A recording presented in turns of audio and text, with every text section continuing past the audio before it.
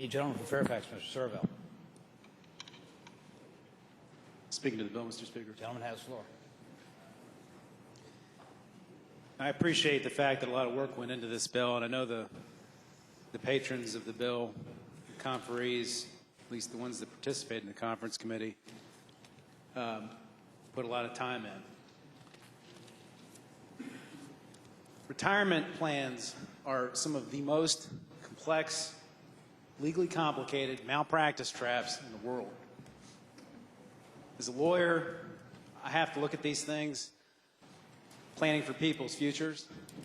When we talk about dividing assets in the family context, there are some lawyers that will not touch the division of a defined benefit plan without consulting with other attorneys because it is such a complex, nuanced area of the law that is ripe for screw-ups, and not just minor things, but things that play out over 5, 10, 20, 30, 40 years that can cost people a lot of money. You have to be real careful when you're writing words when it comes to this stuff. And I just got these words 30 minutes ago. Yeah, that's good. I still have a lot of questions. I've noticed that this contains, and I appreciate the fact that the gentleman from Suffolk came and briefed us. I read a tweet that somebody didn't brief us or we didn't want it. I seem to remember getting a briefing and getting an opportunity to ask questions until it had to end.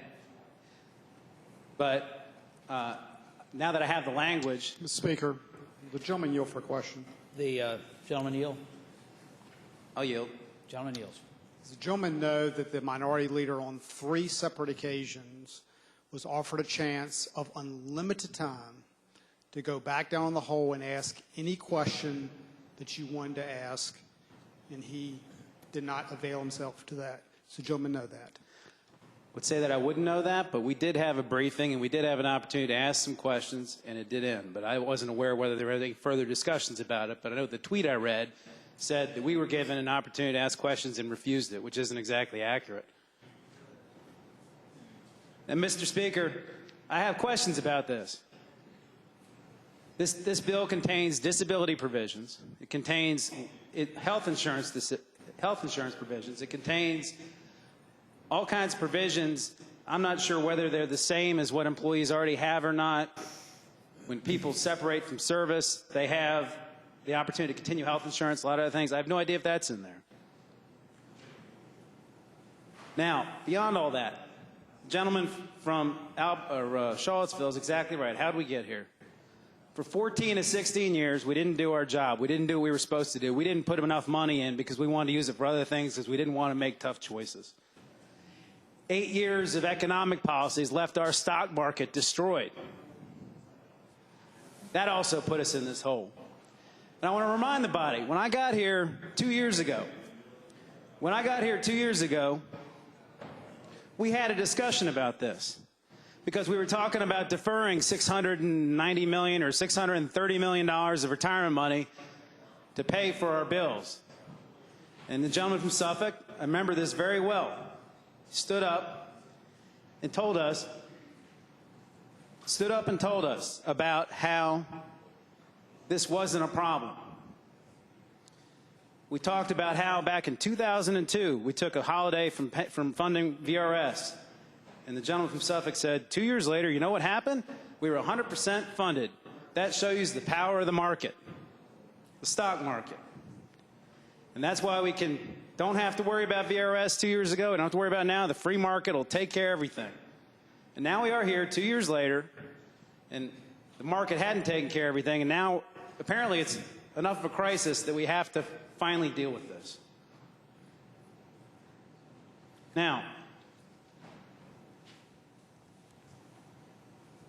the reality of this bill is what it does. It takes our dirty laundry, pushes it right down to local government, pushes it right down on the employees. Our state employees, our teachers, they work hard. Our firefighters work hard. Our police work hard. The folks that guard prisoners work hard.